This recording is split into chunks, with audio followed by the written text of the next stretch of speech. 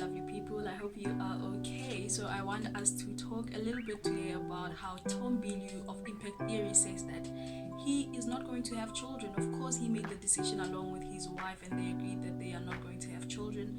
And one of the main reasons he does not intend on having children is because he says that he doesn't think he has it in him to watch his children go through pain and trauma and suffering. No matter what, he is working as hard as he is so that children never have to go through such things. He is well resourced, and he says he would never allow his children to go through that. He wouldn't be able to take it. And he was saying this in response to a guest of his who was saying that he has made peace with the fact that for you to be a high achiever, of which we all want, right? We all want to be high performing. We all want to see the heights that we can reach. We all want to dominate the spaces we are in. I mean, even at global level, if our abilities allows us, we just like to keep going up and seeing just exactly how best we can be, what we can become even. And the guest was saying that to be that, there are character traits that you need. You can't purchase those. You can only develop them, and you develop those only by being in spaces that are high stress, that are semi-traumatic or full-blown traumatic. It's through suffering and pain. It's only through those experiences that you can build these character traits that we find to be common amongst high-achieving leaders,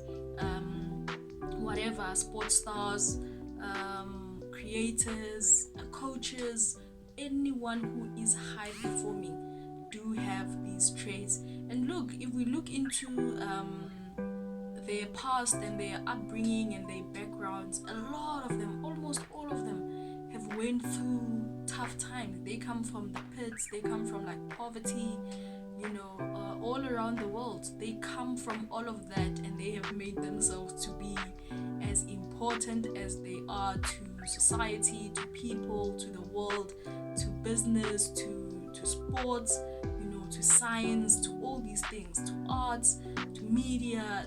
They have put themselves in that position, and only because they have the important character trait, so they kept going and kept going. And about 3 years ago maybe, I was starting to become a bit anti-natal, because I was starting to believe that the world is too harsh and too dark, and I don't believe in struggle. I'm one who never believed in pain and struggles, and so much that I was becoming anti-natal. I was believing that, look, it's not fair to bring a child into a world that is in this shape, because it's going to crush them and it's going to just destroy them. And I thought, look, yes, maybe it's better to not be than to actually be. And I'm at a point where I think you and I as well can agree that, look, pain is not going anywhere, struggle is not going anywhere, suffering is not going anywhere. And that's why it's even advised for very privileged people to put themselves under stress, to put themselves where someone is hard on them, to put themselves under, they must challenge themselves and their beliefs and their limits and their capabilities, so that they don't become soft and weak and easily crushed by literally anything. I mean, it's so crazy. Pain is not going anywhere. Struggle is not going anywhere. We will experience them in different things, at the workplace, at school, at home, in your marriage, in your relationships, in your own life, somehow, maybe directly or indirectly, but we will always suffer somewhat. And I think if we start maybe just reframing how you take in pain and suffering and adversity, you can be able to reframe it to a point where you emerge much, much stronger, because we already understand that the majority of people are rather weak, let me say. They are rather soft, chasing soft life. I mean, we are in today's time deciding that, I'd rather kill myself than fight for my career. I'd rather kill myself than fight for my academics. I'd rather kill myself than fight for my business and my family and my marriage and my whatever, all these things that are important in our lives. We are the generation that believes that I'd rather kill myself than fight. Why? Because we think it's so overwhelming. But yet we still want to be high achieving. We still believe that we deserve the spoils of whatever. We want to earn great salaries. We want to live in great neighborhoods. We want to. So does everybody else. So does everybody else. So if to earn $1 million a year, you need to go under stress and overwork your body and experience some rejection from clients. How are you going to do that exactly? How exactly do you believe that's going to happen? Because I can assure you now, it's not going to be a smooth ride. It's not going to be candy and marshmallows and rainbows. It's definitely far from that.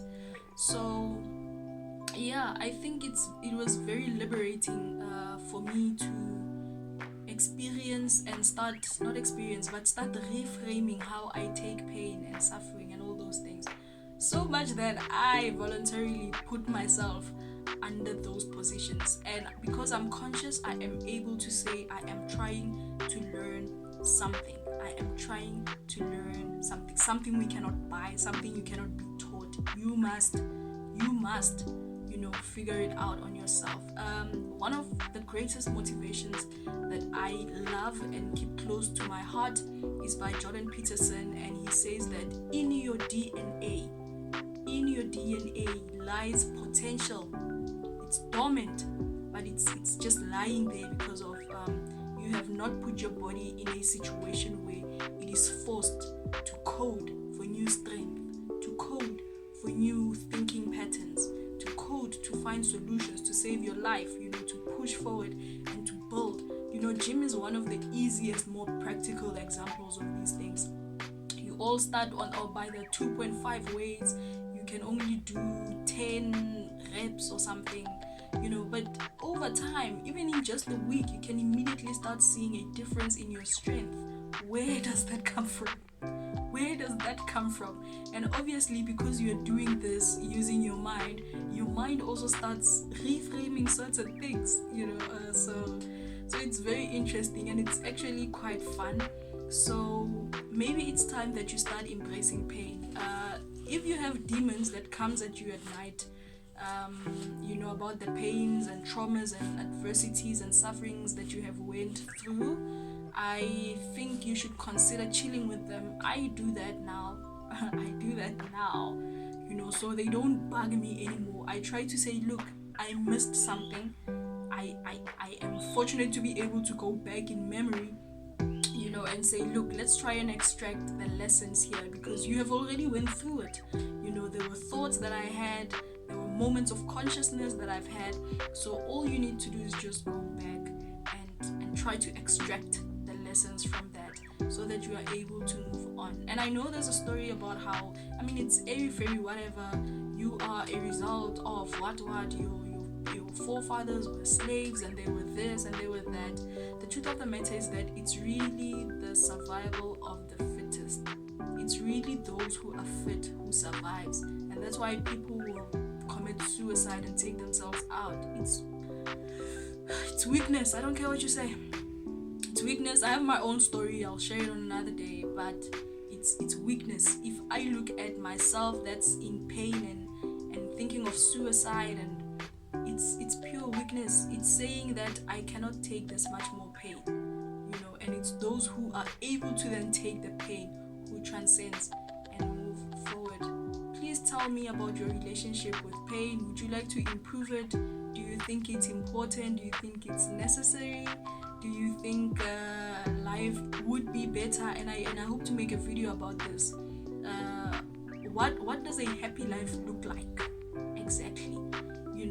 If you had an option to live a happy life, a lot of us wouldn't say yes to it, to be honest. I highly doubt.